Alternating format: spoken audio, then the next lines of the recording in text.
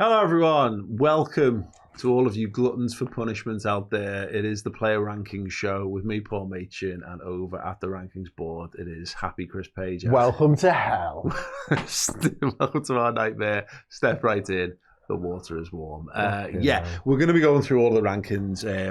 People have voted for the rankings of every player who's involved for Liverpool today over on our Twitter account, from boss down to you messing. Should I take boss feeling off? I don't know. We'll see. If I need it, I'll get it back. I can guarantee at least one player's in that section, possibly two. That is what you should have been doing for most of the games that we've lost or drawn so far this season. But anyway, right, before we do, we want to have a little chat because we're not going to be talking about this game until Monday on the podcast. So it's worth having a wider discussion. Normally we would pick a player and single them out. There are some individual. I don't really want to sit here and slaughter Ibu Konate. I don't want to sit here and extol the virtues of someone who had a really good game. I want to talk about the situation in general, Chris, and I want to get your opinion, because one of the things I just said on my match reaction is I'm really struggling with this, because inevitably when Liverpool don't win, everyone says, well, not everyone, the increasing volume of like sack the manager stuff. More and more, yeah. And I am not against the idea of getting a new manager. I'm not, but I'm also, I don't, it's not cut and dry for me. And I just, there's just so many issues, but the biggest one just seems to be in the heads of the players, because I don't know what I thought. We tried to see the game out in terms of the substitutions, but the players on the pitch didn't see the game out. No, they very much didn't see the game out, did they? I think we've got a major issue is that everybody's heads have gone at the moment, and that's manager and players. I think, the manager put the side out there today, and it was very much a do not get beat type of side. And in that regard, well, we didn't get beat, but it's a draw that felt like a loss to me, because of the manner in which you're 2-0 up and then it's 2-2. Then you do the hard part in my book, and you get yourself back in front again, and then you peg back again. And what can the manager do about Ibu Konate being fucking stupid? Can I give you the in his honest decision answer? Making? Maybe not playing, but who are you playing there? Yeah. He tried to sign a centre back and didn't get through for him.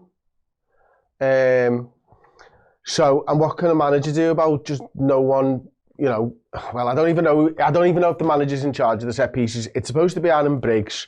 So what are Liverpool doing at the set piece at the end? What are Liverpool doing defensively when there's a man free in the penalty area for their second, and allowing him to turn in 5 yards of space in the 18-yard box when every man is back for us, and yet they've got one man unaccounted for? Like, he can't go out there and play. So what can he do there? But equally, the manager's led us into this situation, and it feels like a bit of a self-fulfilling prophecy of shit now, over and over, where this stuff just keeps happening and it's getting worse and worse, and yet it's not getting worse and worse. In the cold light of day, it's better than it was 8 days ago. But because the previous 6 weeks has happened, this doesn't feel good still, and it's not good. When you're 3-2 up and you've got 4 minutes of a game to see out, and in your heart that Liverpool aren't going to see it out, that is not a good situation to be in. Yeah. And this is where I genuinely really struggle with it, because I think if we put in the capitulations that we saw against Forest and PSV, if we'd done that again against West Ham, I'd be like, well, that is so obvious that it's all, whatever we're trying to do is all done. It's run its course. It's time to do something new and fresh and different. But I keep seeing Liverpool do my head in, because it's not cut and dry, because I keep seeing them. What this show should be dead easy to say. It should be, we're 2-0 up, Konate gives a soft penalty away, and then Liverpool's heads go. And that is true, and yet Liverpool got themselves back into the match and went back ahead again.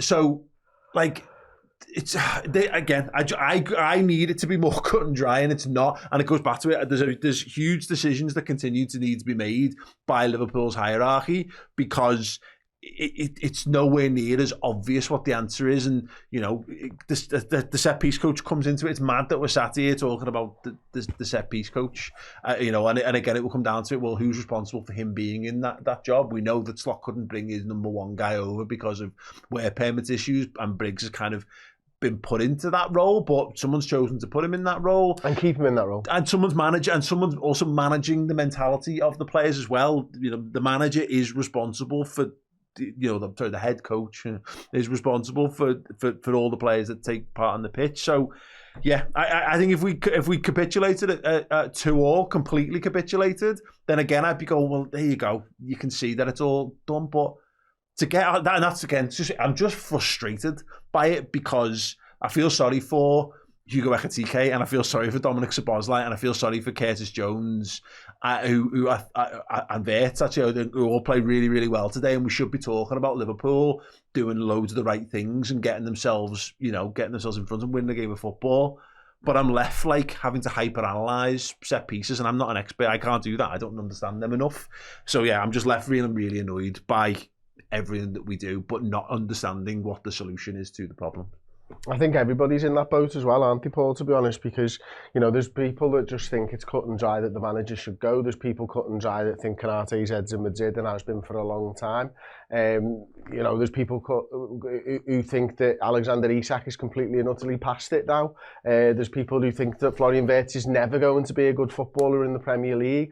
But there's a lot of things that people think are the reason for Liverpool being in a bad situation, and yet the most obvious one of all of them, which affects the mental health of every single player that we've got at our club and every single person at our football club, is the one that's not being spoken about enough in my eyes.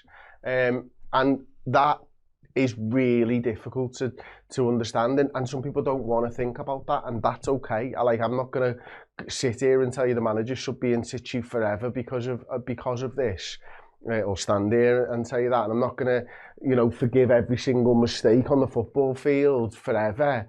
But this is an unprecedented situation that has happened to our football club, and as supporters, I think it's our duty to support during this time. Be frustrated, be angry, but don't just throw everyone in the bin because of stuff, as much as you might feel like that's the only option you've got. Yeah, and this is the problem with do what we do. This is an immediate reaction. It would be very, very easy to just be like super angry about it. It's not really in my personality type to be that way about football anyway, just in life. But I get it. I get it. As I say, I get it. If people want to sack the manager, I understand that, because that makes logical sense. Because I think there's a degree to which you look at results, and it's a results business. But I also think we should be accounting for those things that you've mentioned, again, the past, the Diogo Jota and stuff. And I would suggest, again, it's just mad, because I can see a world where we've gone from not being able to draw games, and this sounds stupid, and this is the problem with doing immediate reactions when everyone's blood's boiling about it, is where I saw signs in those last two games that hadn't been present for a number of the defeats that Liverpool have had in this really bad run of form, that Liverpool were able to get their heads together on the pitch and drag themselves through and stuff. That's been so missing. It's needed mad big swings from the manager, and this really felt like the players, some of the players anyway, taking a real sense of ownership of their situation. And so I could see that as the beginning of Liverpool turning a corner and dragging themselves out of it. But the problem is it's just not a quick fix. You know, we need Liverpool to win. I think we all need, as fans, Liverpool to win 5 games back to back. And I don't know if this side's capable of that. And the problem, of course, is you're going, well, these are meant to be challenging for the title. So again, you go back to, if they can't do that, then something needs to go. You need to change something. But again, it's mad. It's just it's just not cut and dry for me. Is my thing on this, and I'd love it to be. I know people want me to feel differently about it and want me to be a binary kind of thing.